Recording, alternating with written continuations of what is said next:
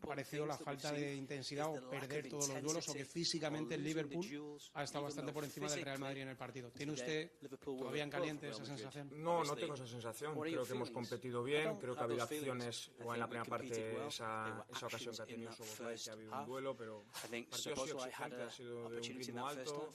Creo que lo que nos ha faltado, igual a la hora de hacer daño en el último tercio, nos ha faltado un poquito más de amenaza, y luego en la segunda parte pues, era de detalles. Lo volvemos a ver en el descanso, teníamos que estar en el partido para tener alguna oportunidad y no conceder, y hemos comenzado a conceder muchas faltas. Algún córner, Thibaut nos estaba sujetando, pero bueno, al final ese gol les ha dado la ventaja y luego nos ha costado un poco, pero bueno, no puedo reprochar nada al equipo, lo hemos intentado y es la primera fase de grupos, podremos recuperar estos puntos y ya movemos pensando en lo que viene.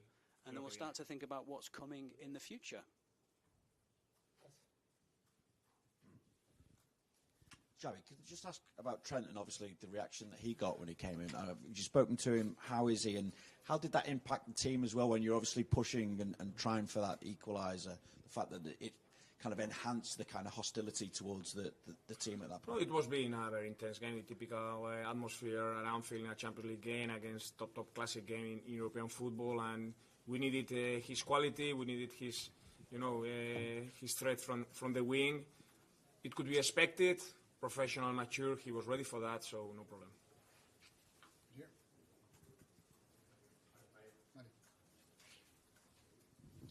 Hola, mister. Aquí Mario de la Riva para el AS. Después de un inicio de temporada en la que le veíamos viendo, hacer muchos cambios de un 11 a otro, hoy ha sacado el mismo 11 del Clásico. No sé si con la salvedad quizá de Valverde, que sigue jugando en el lateral derecho, puede ser un 11 tipo en cuanto a nombres y estructura. Son decisiones que vamos tomando y jugadores que están en buen momento, jugadores que están funcionando bien, pero necesitamos a todos. O sea que todavía estamos en noviembre, ahora vamos a tener una fase exigente y bueno, hoy era la decisión para hoy, estaban funcionando bien el Clásico. Hoy ha habido cosas que han funcionado bien, otras que tenemos que mejorar, pero necesitamos a todos y hoy nos vamos con mal sabor de boca por la derrota, pero hay que seguir, hay que analizarlo hoy y pensar a partir de mañana en el Rayo. Hola Xavi, ¿qué tal? Yo el del Marca. No sé si tienes la sensación de que estáis inmersos en una montaña rusa de sensaciones, con picos muy altos como en el Clásico, pero picos también tan bajos como el día Metropolitano o hoy. Además coincide un poco con equipos que son muy fuertes, bien organizados, intensos y que suelen ganar todos los duelos. No creo que vayamos con picos, ¿no? Sí que el Metropolitano no fue un buen partido, pero hay que ser consistentes con el rendimiento, con la idea, con la exigencia. Era un partido exigente, en detalles que, sobre todo en esos, tenemos que aprender a no conceder tanto, a no regalar esas faltas que han sido un poco innecesarias, que ahí se te puede ir el partido como así ha sido. Otras cosas que podemos mejorarlas, sin duda, pero no queremos vivir en picos porque eso es una exigencia y inestabilidad, y queremos ser estables, queremos ser eficientes como hemos sido hasta ahora. Hoy always up and always down. We have to look at today as a defeat, an isolated defeat. We competed, we were equal to them, and we have to learn from these defeats. Can I ask you about the changes you made? Brahim came on towards the end. Trent came on towards the end. I don't know if you think in the final third of the game, did you feel that you had the team that you needed up front, and what was missing? I think we were lacking that threat in the final third. I think to break that final defensive line and create clear chances was difficult for us. And on our one-on-ones, we weren't able to cause problems. We changed Valverde because he had some discomfort, but with Trent, we wanted to have that threat down the right.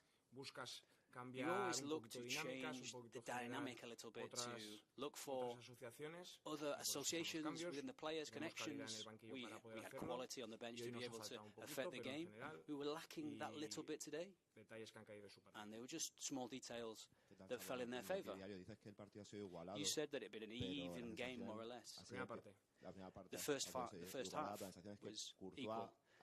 It seems that Courtois has stopped a really, or even an even tougher result for Real Madrid. And perhaps there were no chances for Real Madrid in that first half. What do you think about that? No, for me, the most worrying aspect, I would say, is that we need to learn from this, is when in those moments, when they are pressuring you, which can happen, when we're at home with our fans, we manage to do this as well. It's about not conceding those free kicks, those corners. Thibaut was fantastic. Szoboszlai managed to win the ball and get through, and Courtois saved us in that moment, but it was a very intense game. You mentioned, could you talk to me a little bit about the centre of the pitch? How would you analyse the way that you were able to bring the ball out? I think sometimes we came out down the left with Álvaro. We wanted to have a connection and perhaps with a player to be free. And I think Jude, when he received the ball, he was very well marked today. And the idea was for him to find a connection with Kylian. I think we started the first half, we grew into the game in the first half, and then we managed to play in their half, but we didn't really, and we lacked that threat in their area.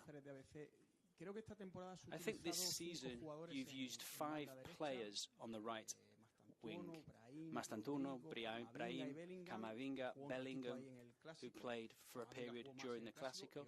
Camavinga played a bit more in the Clásico than he did today. Is that the position where you are less convinced in terms of who you want to put there? I'm sure. I don't know whether you understood that you've used 5 players in that position. How do you analyse that right-hand side? We have players who can play in different positions. As you've said, Eduardo can play in different places. Arne can also play in that position. Fede, Valverde can play there. It depends on the game, the moment the player is in, the team that we're facing, and we look at our options. Sometimes you have a player with a different type of profile. He's not an out-and-out winger. We have a big squad and we have to evaluate what we have for each game. I don't know if the thing that annoys you so much is the way you came out in that second half and you received 3 chances from your opponent. Is that the most annoying thing? Straight after half-time. I think that's the aspect, and that's the area we've conceded more chances. I think they are moments that can be avoided because we were close to them. They managed to get in our half a lot more. And then afterwards, they have players that can shoot well from outside the box. But I think we've committed far too many fouls this evening.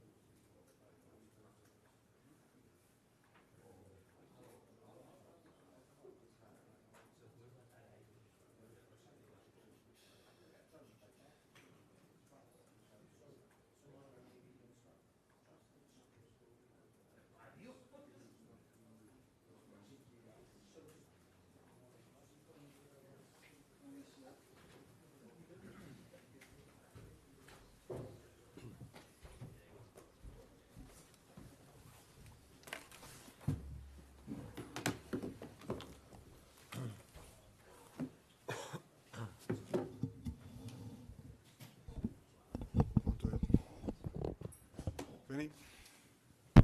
Hi, Arne. Well done tonight. How impressive a performance was that, do you feel? Impressive, because we played against an incredible side, team that's in an unbelievable run of form, only lost once, won all the other games. So yeah, if you then can win against them, but also with the performance we had, that's very positive. But apart from everything we can say, we beat them because of a set piece. So it's nicer to talk about this if you win, because if you lose, people come up with that I try to find excuses. But a positive set piece balance is the minimum you need to get a result 9 out of 10 times, and that's what we had today. You also won because you kept a second clean sheet on the bounce, and arguably Conor Bradley set the tone defensively for the performance as well. I just wonder then how much of a corner you feel has been turned in this season, if you can talk in that way at this moment now. So let's be clear, we had a very bad run of form in terms of results. No excuse in the world can make up for us losing so many games. But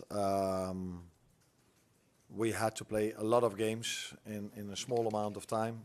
We have not hardly any rest in between when we then faced a team that had a lot of rest. Tonight we played against a team that played on Saturday as well, so the both of us had 2 days rest. Then it's helpful to play in a home game, because from the last 8 I think we played 6 away from home.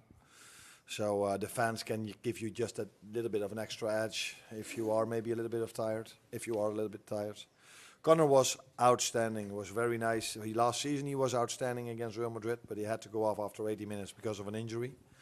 And now 3 days after he played 90 minutes against Villa, he again played 90 minutes with incredible intensity against Vinicius. I told the players before the game, they've scored 26 goals in La Liga, and Kylian Mbappé and Vinicius have 24 goal contributions together. So if you want to have any chance of winning a game, you should defend your set piece as well, because that's the way teams score. But great individuals can score goals as well, and these two definitely can. And Conor defended very good against Vinicius. When you're seeing the game out as well, how much of an extra edge did the fans give you with the introduction of Trent? Because it seemed to make the atmosphere even more intense when he was introduced into the game. No, I was impressed by the atmosphere throughout the whole 90 minutes, even before the game already. So I think the fans helped us over 90 minutes, and not only that time when Trent was on the pitch. Did you speak to Trent as well? Only short afterwards. I gave him a hug. I don't even exactly know what I said, but probably not a lot. But every time I will meet him, I will either give him a hug or talk to him, because he's been very special to me as a player and as a human being. Hi Arne, Juan Joe for Flash Scoring in Spain. What has been English? Don't worry. What have been the common points between the performance last Saturday against Aston Villa and today? And what are the strengths from the team from these 2 performances that you want to build from them for future matches? The common points. I think both teams played quite similar against us. Maybe the difference was that I told the players today that I wanted them to either press really high or go to a low block, because Vinicius and Mbappé are, for so many reasons, incredible players, but their deep runs, timing of deep runs, their pace is next level. So don't give away any space in behind, and that's what our last line did very well tonight. So a very solid defensive performance in both games. But it also helps if you are not 1 goal down or 2 goals down, because if you're 1 or 2 goals down, you need to take extra risk. You need to force much more, and if you have to force and take extra risk, then you're sometimes a bit exposed on the other side as well. But in my opinion, in general, even the games we've lost, we have hardly conceded a chance, except for the set-piece goals, of course, we conceded. Hi, Arne. On Alexis McAllister, scored against Real Madrid last year as well, so I guess that's quite a nice habit to have. But also, do you feel that after the injuries he's had at the start of the season, he's now finally back to his best?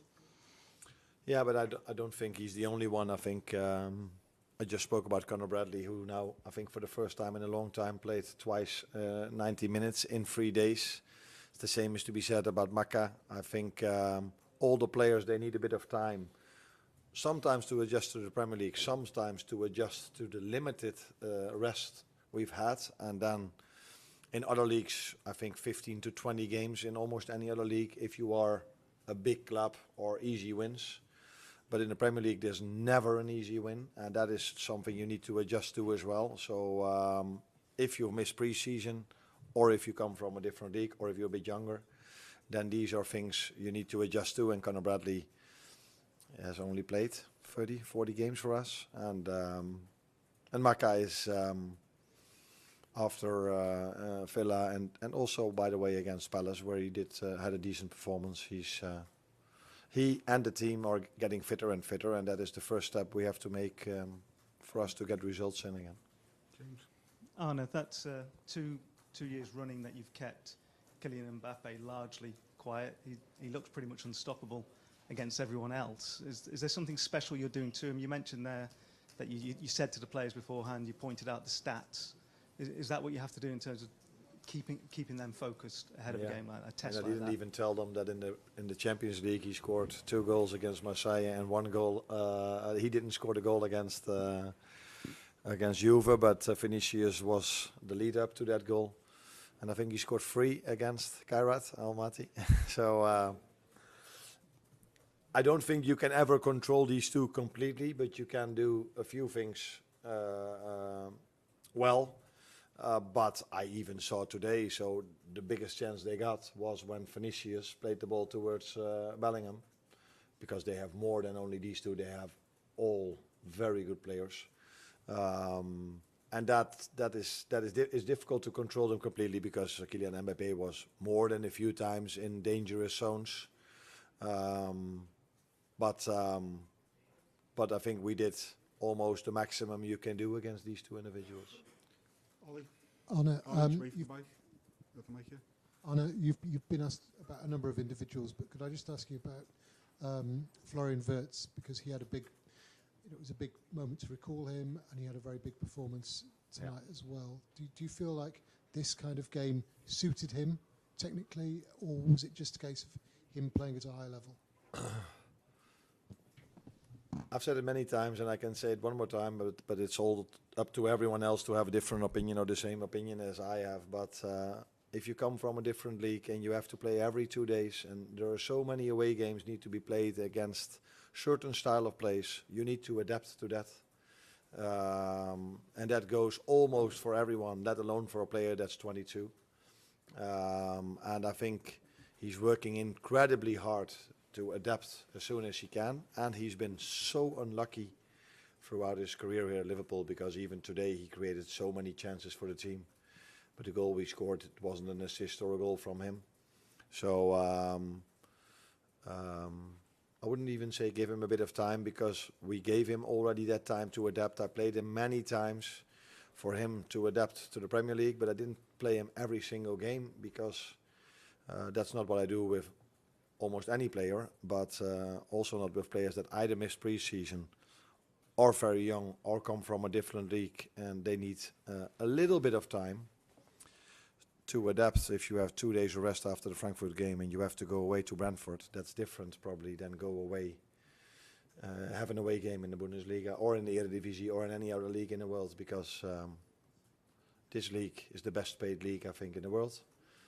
Over 20 teams, so you can understand that so many great individuals and athletes are playing here, mainly from 25 to 30, and at some teams you'll also see 22-year-olds. Well done. Thank you. You're welcome.